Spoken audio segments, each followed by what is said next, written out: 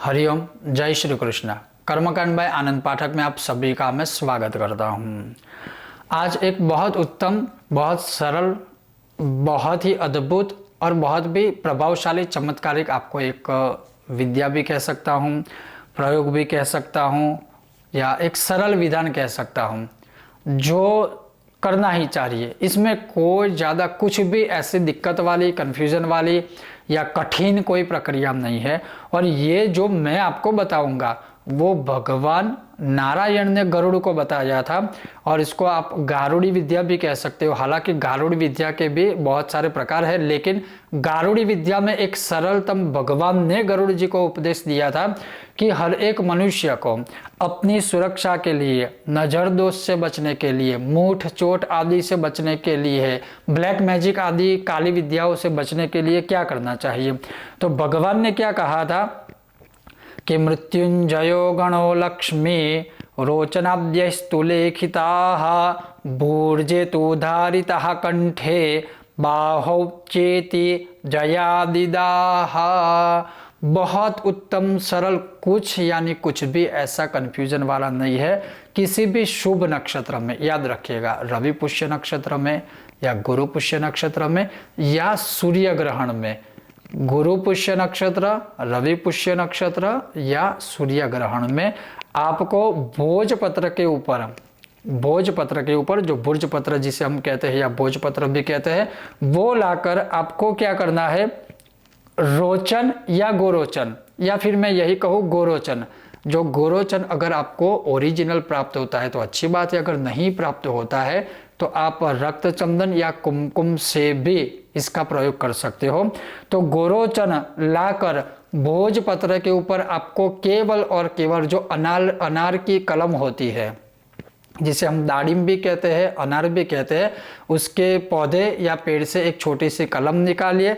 उसमें जो यह स्याही है, गोरोचन की स्याही, उसमें जल मिला के स्याही बना दीजिए। अगर नहीं है तो कुमकुम की स्याही बना दीजिए, और उसी अनार की कलम से उस छोटे से बिल्कुल छोटा सा भोजपत्र लेना है। उस छोटे से भोजपत्र ऊपर आपको क्या लिखना है, या तो मृत्युंजय लिखो, या तो मृत्युंजय लिखो। मृत्युंजय नहीं लिखना है तो या तो गणपति लिखिए।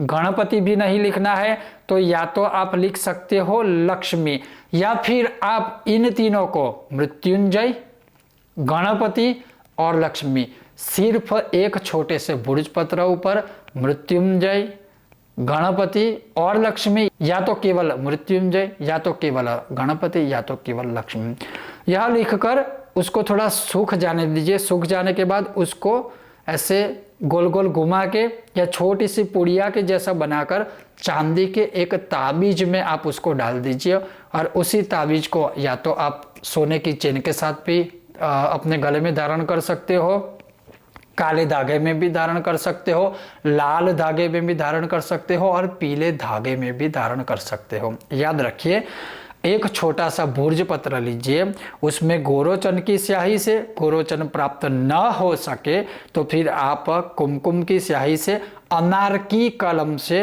उसके ऊपर, उस भुर्ज पत्र के ऊपर शुभ नक्षत्र में, रवि पुष्य नक्षत्र, गुरु पुष्य नक्षत्र या तो सूर्य ग्रहण में आप उस पर लिख सकते हो मृत्युंजय, गणपति, लक्ष्मी। तीनों चाहो तो तीनों लिखिए, तीनों ना चाहो तो केवल मृत्युंजय, केवल गणपति, केवल लक्ष्मी लिखकर उसी नक्षत्र में, उसी योग में उसको चांदी या सोने की ताबीज में डालकर काले धागे में, लाल धागे में, पीले धागे में, या तो सुवर्ण की चेन में या चांदी की चेन में भी आप चाहो तो धारण कर लीजिए।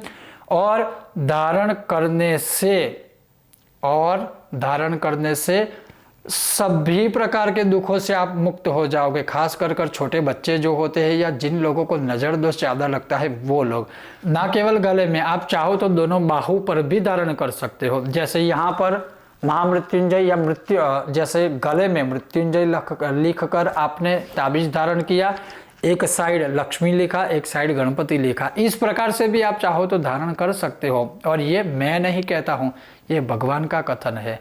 गरुड़ पुराण में इसका 66वें अध्याय में इसका उल्लेख किया है। अगर आपको डिटेल में जाना है तो आप वह पढ़ के इसका प्रयोग आदि कर सकते हो। किंतु जैसे मैंने कहा, कि अगर प्राचीन गरुड़ पुराण आपको मिलेगा जो मूल रूप से है, उसमें आपको यह बहुत विस्तार से प्रयोग प्राप्त होगा। अवश्य आप यह कर सकते हो। हम भी कोशिश करेंगे जब भी यह योग आएगा, रवि पुष्य, गुरु पुष्य या सूर्य ग्रहण, हम भी ऐसे ताबीज बनाएंगे और आप सबको प्रदान हम भी करने की कोशिश करेंगे। ये था एक छोटा सा सरल उपाय जो सभी लोग कर सकते हैं। आपको यह उपाय भगवान के द्वारा कथित गरुड़ जी को कैसा लगा अवश्य हमें बताइए। अगर आपको यह विषय वीडियो पसंद आए तो बिना भूले लाइक करें, ज़्यादा से ज़्यादा शेयर करें और हमारी चैनल को सब्सक्राइब करें। आप सबका बहुत बहुत धन्यवाद। जय श्री कृष्ण। ओम गणेश, ओम नमो नारायण। आप सब स्वस्थ रहिए, सुरक्षित रहिए। ओम गणेश।